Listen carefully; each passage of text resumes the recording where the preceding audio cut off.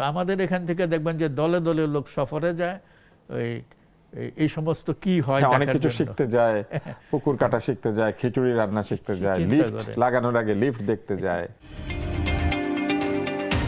জুলাইয়ের এই আন্দোলন সম্পর্কে আপনার মূল্যায়নটা কি?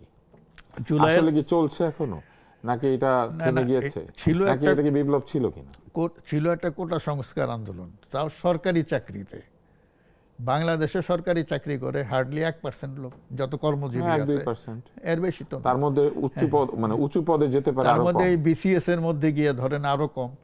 তো সেইখানে কোটা সংস্কার, সেখান থেকে শুরু। এইটা এক পর্যায়ে এসে হয়ে গেল হাসিনা হটাও আন্দোলন, এক দফা।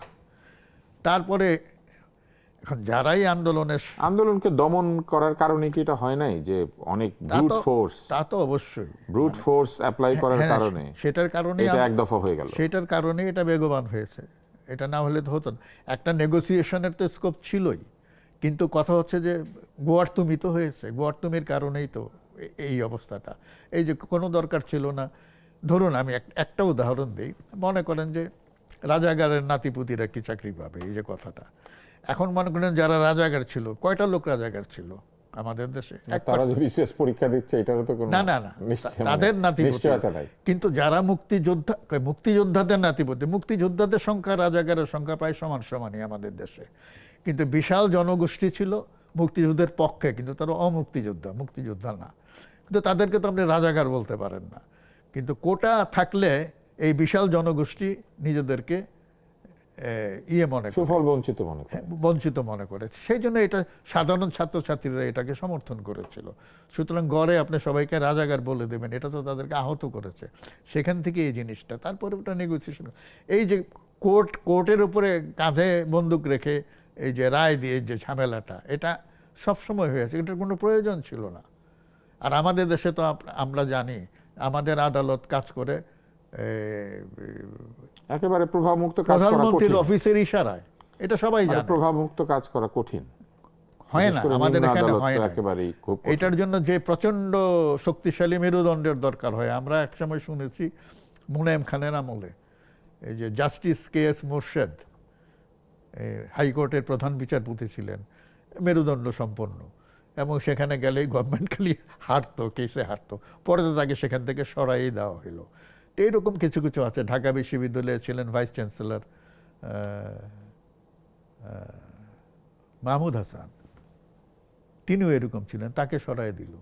তো তো তো এই জিনিসগুলো হয়। চাইলে বিচারপতিরাও স্ট্যান্ড নিতে পারেন, কিন্তু অনেক ক্ষেত্রে নেন না, সেই সাহসটা সবার নাই, এবং হ্যারাসমেন্টের ভয় থাকে অনেক সময়। তো এটা আছে। তো জুলাই বিপ্লব নিয়ে কথা হচ্ছিল, তো 5ই আগস্টে যে ঘটনাটা ঘটে গেল, এটা আমার কাছে এখনো মিরাকল মনে হয়। এই জন্য যে তার কিছুদিন আগেও আমি বলছিলাম যে 2034 সালে আমরা একজন নতুন প্রধানমন্ত্রী পাইতে পারি। কেন আমার কেন জানি মনে হচ্ছে ফিজিক্যাল মেন্টাল ফিটনেসের দিক দিয়ে শেখ হাসিনা আরো 2 টার্ম থাকবে। আপনার এটা মনে হয়েছিল? আমার এটা মনে হয়েছিল ওই সময়।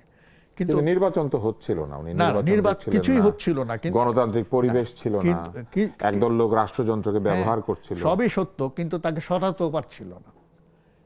মানে এটাও তো কারণ প্রশাসন, সেনাবাহিনী, পুলিশ, গোয়েন্দা, ব্যবসায়ী, মানে সমাজের যারা মোটামুটি মানে মেজর স্টেক হোল্ডার্স, সব তার কুক্ষিগত।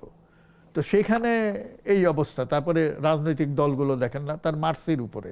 এই যে বিএনপি যে কামটা করলো দেখেন, 2018 সালে পার্টিসিপেট করলো, তাদেরকে 6টা সিট ধরায় দিল, তারা আবার সংসদেও গেল, আবার পদত্যাগও করলো। কি হইতো তাদের অবস্থাটা? ছিল না তো কোথাও, দৌড়ের উপরে ছিল।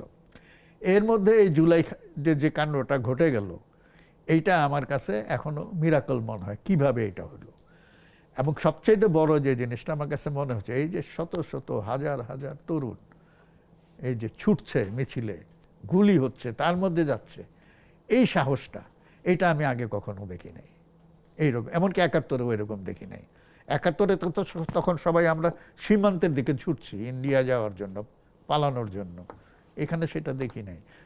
এইটার একটা মনস্তাত্ত্বিক বিশ্লেষণ হতে পারে যে এই সাহসটা তরুণরা কীভাবে পেল।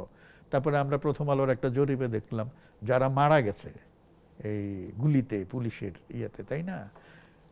এদের মানে মেজরিটি হচ্ছে শ্রমজীবী, ছাত্র না, কিন্তু তাদের চাকরি দরকার নেই, মানে তারা বিসিএস চাকরি শ্রমজীবী। পাবে না। হ্যাঁ, শ্রমজীবী। তার মানেটা কি? আন্দোলনটা এমন একটা পর্যায়ে গেছে, সবাই এটার সঙ্গে একাত্ম হয়ে গেছে এবং সবাই চাচ্ছিল একটা পরিবর্তন। সেই পরিবর্তনটা 5ই আগস্টের পরে কতটুকু হয়েছে, এটাই হচ্ছে কি এখন প্রশ্ন। পরিবর্তন চেয়েছিল বলে আপনার মনে হয়?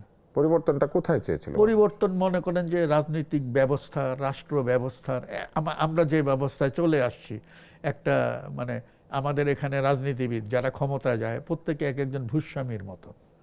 একজন এমপি মানে হচ্ছে ওই এলাকার জমিদার। তো এই ব্যবস্থাটা সব কিছু তার কুক্ষিগত করে, এবং স্কুল কমিটিও তার কুক্ষিগত। একটা পুলিশ কনস্টেবল চাকরি পাবে, একটা স্কুল মাস্টার চাকরি নেবে, একেবারে সেটার জন্য ক্ষুদ্র থেকে ঘুষ দিতে বৃহত্তর হয়। সব পর্যায়ে তার একটা সর্বত্র এই অবস্থা। হস্তক্ষেপ থাকে। হ্যাঁ, তারপরে ধরেন কর্মসংস্থানের কোনো ব্যবস্থা নাই, সব জায়গায় দলীয়করণ। হ্যাঁ, আপনার এই যে দেখবেন যে যে ডাক্তারদের মধ্যে দলীয় সংগঠন, কৃষিবিদদের মধ্যে দলীয় সংগঠন, তাদের একমাত্র কাজ হইল তাদের দলের লোকের প্রমোশন, আর যারা তাদের পছন্দের না তাদের বদলি বা এমনকি ডিমোশন। সরকারি কর্মকর্তারা ব্যাচে ব্যাচে অ্যাসোসিয়েশন করে তারা সরকারের সঙ্গে এক এই ধরনের জিনিসটা হয়েছে। তো এক ধরনের সম্পর্ক রাখার হ্যাঁ, তো চেষ্টা মানুষ করছে। এই অবস্থাটা আসলে চায় না। আমরা তো আসলে কি সামনের দিকে যেতে চাই।